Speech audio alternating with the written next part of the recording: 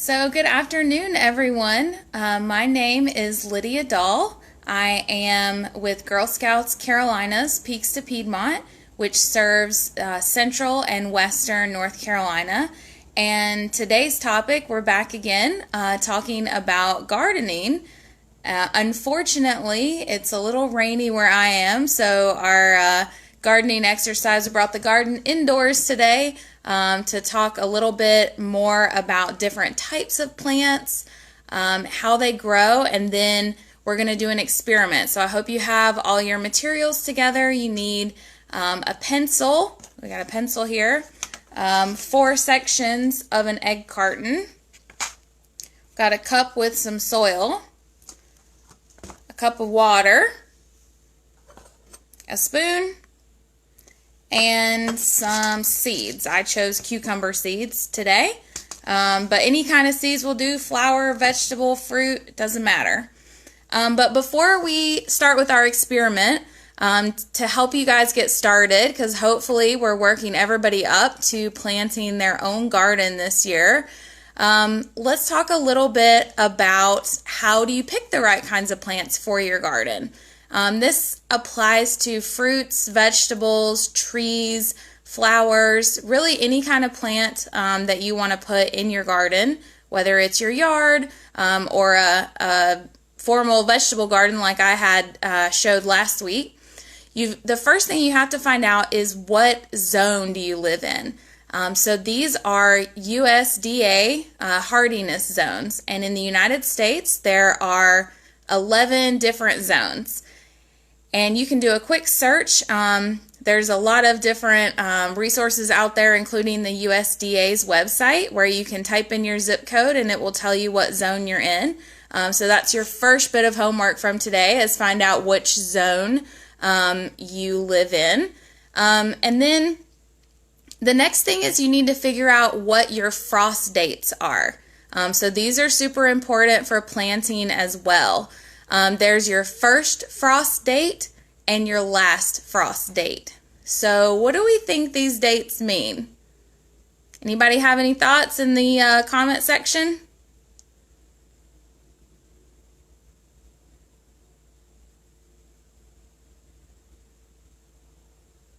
Okay, so in the springtime now, that is when we are coming up on our last frost date.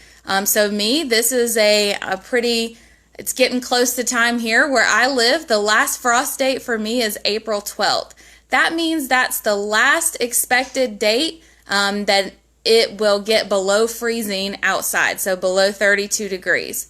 And this is super important because you don't want to put any plants outside that might freeze, because then that would kill most plants.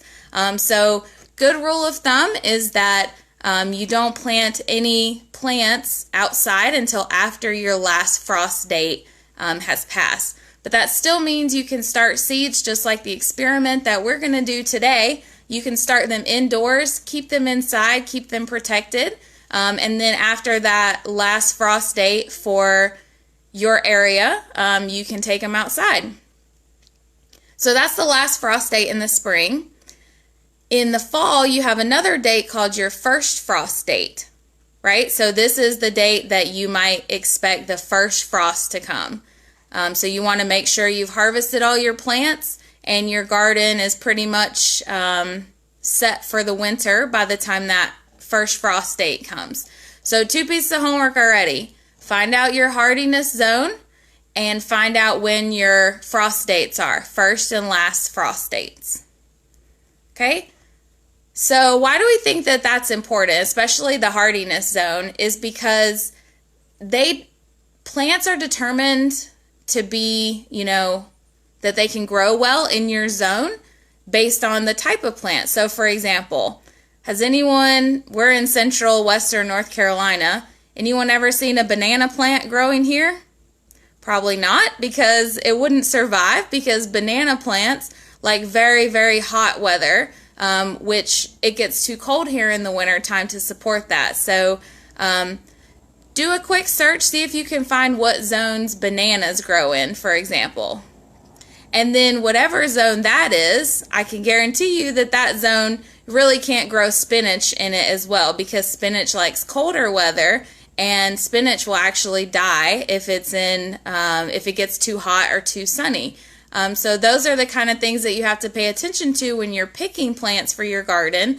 Make sure that they work for your hardiness zone, and you can get a lot of that information on the back of your seed packets. So this one here, you see, we're up close here, it has a little map of the United States, and those different colors are the different zones that tell you when to plant this.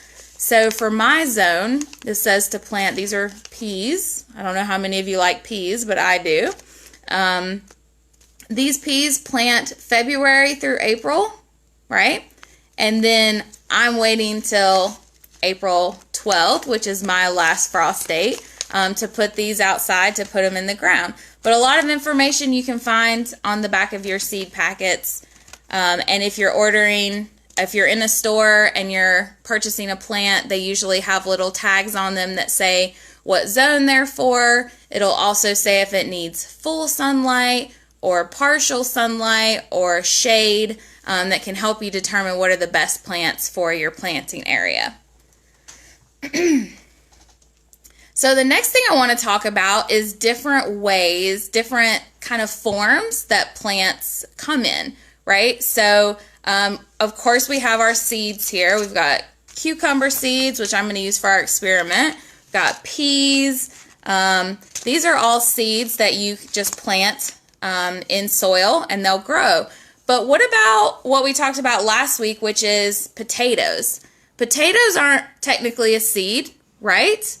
These are a root, right? So here the plant is coming, the plant will grow out of the top here, just like we talked about last week when we divided the potatoes. And this is actually the root. The potato, the part that we eat, is the root of the plant. So that's different from a seed. Another type of root, and I went and picked some from my garden earlier so I could show it to you, is these are shamrocks. It's one of my favorite plants. And if you live in North Carolina and you can find a shamrock, I would encourage you, especially if you're someone who says you have a black thumb, I would encourage you to buy some. I bought one plant about 6 years ago, and I have tons of shamrocks now. But shamrocks grow, I don't know if you can see this. I actually dug this one up so I could show you. It has a little shamrock growing out of it. This is the root of the shamrock plant. It grows a pretty, looks like clover and has a little white flower, but this is actually the root of it. And this root will grow and replicate, so when you dig it up, there'll be a big clump of little things like this. And each one of these will create its own plant. So these don't have seeds. The flowers don't have seeds. They just have these little peachy colored roots. Okay, so those are roots. What about bulbs? Remember last week we talked about little onion bulbs, right?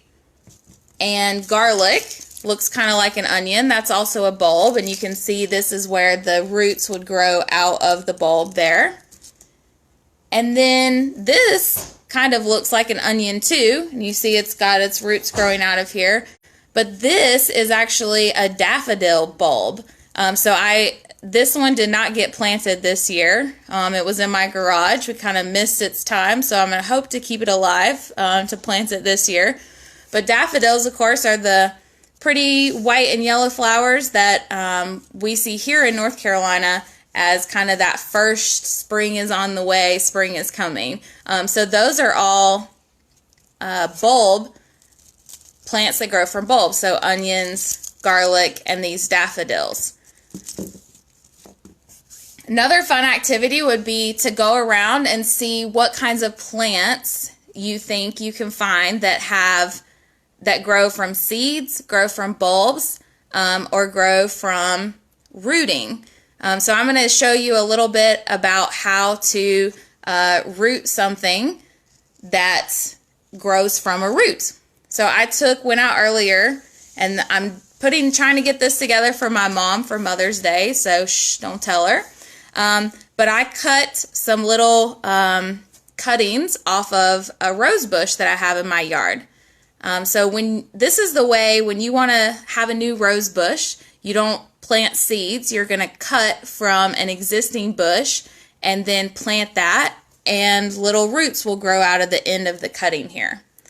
So when you cut off a little piece, you want to make sure it's a green stem, because sometimes the older parts of the bushes are going to be brown, and they're thicker and they don't grow roots as well. But one way that you can do it, they sell, in a hardware store or a gardening store, they'll sell a powder called rooting hormone. But would you be surprised to know that you all probably have rooting hormone in your house already? And it's called cinnamon. Cinnamon works just as well as any store-bought rooting hormone. So what you'll do is take a paper towel like I have here, put some cinnamon on the paper towel, just like that. And we're going to get the root wet because I cut it a few minutes ago. So I'm just dipping it in some water over here. And then you're going to roll it around in the cinnamon just to make sure that the ends of it, you can see, get covered in the cinnamon. It smells really good, and I kind of want a pumpkin pie now. And then I have a little cup here with some soil, and we're just going to plant it in the soil. And cinnamon works pretty well to stimulate, to try and get those roots growing. So I can pull it up, in a week or two and check to see if it has any roots, and then I'll replant it. But then this should grow into a really nice rose bush that I can give my mom for Mother's Day. So, on to our experiment of the day. So, you've got your egg carton. So, this experiment actually comes from the Junior Gardener badge. So, if you're a junior and you're working on that badge, this is something that you can check off. So, the experiment is to kind of test what are the best conditions for seeds to grow in. And there's a couple different experiments in the badge that you can try. We're going to try one, and then if you want to keep going with the rest of your egg carton, you can try those. Just get the requirements from the VTK or from your Girl Guide. So the first thing we want to do, this is going to be our planter. Like I planted this rose in this cup, we're just going to start with these really small little cups here. And I'm going to take my pencil and just poke a hole in the bottom of each of these cells, each of the holes here. Because obviously you need good drainage whenever you plant things. You don't want too much water to get stuck in there, because it'll get all damp and then it'll get moldy and nothing will grow. So I've just taken my pencil, poked 4 holes in the bottom, you can see there, just to let the water drain out. So then in the first 2 here, we're going to put, in the first 2 here, just because it's a little shallow, we're going to put 1 spoonful of soil in each one. So go ahead and get your spoon and your soil out, and we're going to do 1 spoonful, in each hole. Got it? Okay, in the other side, we're going to do 2 spoonfuls in each hole. So 1, 2, 1, and 2.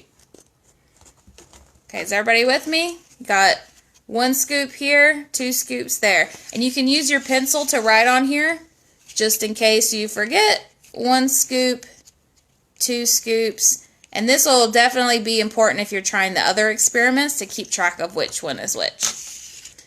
Then we're going to take our seeds. You'll do 1 seed per egg hole.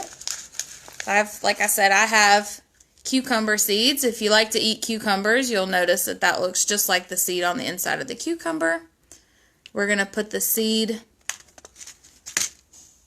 in the middle of each of the cells and just kind of push it down in there so it gets covered up a little bit. And then you can use your finger to make sure the seeds are covered.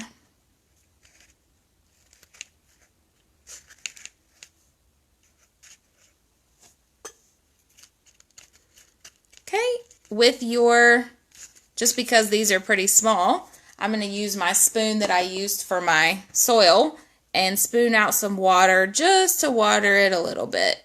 Just maybe 1 spoonful of water per cup.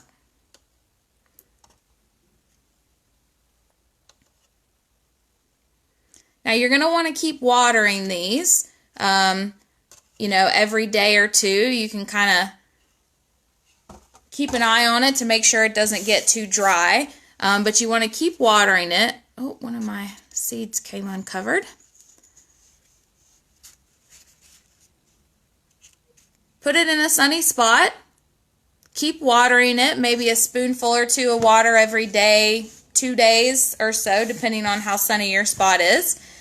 And the most important part now, part of the experiment, is to keep a log of what happens. So I actually keep a notebook for my whole garden that has notes of everything that I do, the dates that I plant things, the dates that I harvest things, which types of plants, which variety. That helps me from year to year know which plants did well, which ones did not do very well, so I don't try those again. And it also helps me plan for next year to see what dates I need to plant things. So in your notebook or a piece of paper that you keep beside your experiment, you should write down which day did the plant sprout. So did you see something green coming out of each hole? And you can keep a tally of which one sprouted first. The one with 1 scoop of soil, the one with 2 scoops of soil, and just take some time to observe it every few days, at least once a week, and write down what you observe. You can do this experiment with different levels of water, different levels of light. All that's in the badge requirements for the Junior Gardener badge. So we've got the soil experiment set up, and now you can definitely go forward and try the other 2 experiments. And for all you brownies who are watching, I haven't forgotten you. This little caterpillar just made an appearance.